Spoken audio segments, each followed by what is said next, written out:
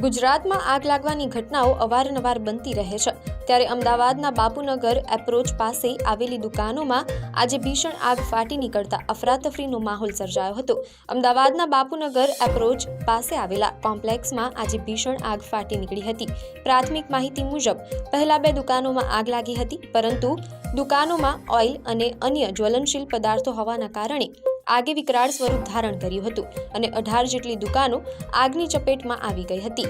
આગ એટલી ભીષણ હતી કે ધુમાડાના ગોટે ગોટા દૂર દૂર સુધી જોવા મળ્યા હતા, જેના કારણે વિસ્તારમાં અફરાતફરીનો માહોલ સર્જાયો હતો। બેઝમેન્ટમાં પણ જ્વલનશીલ પદાર્થો હોવાનું અનુમાન છે। આ ભીષણ આગના કારણે આસપાસ હાજર 2 થી 3 મહિલાઓ બેભાન થઈ ગઈ હતી। સ્થાનિકોએ તાત્કાલિક ફાયર વિભાગને જાણ કરતા ફાયર બ્રિગેડની ગાડીઓ ઘટના સ્થળે પહોંચી અને યુદ્ધના ધોરણે આગ બુઝાવવાની કામગીરી હાથ ધરી હતી। સદનસીબે આ દુર્ઘટનામાં કોઈ જાનહાનિના સમાચાર નથી।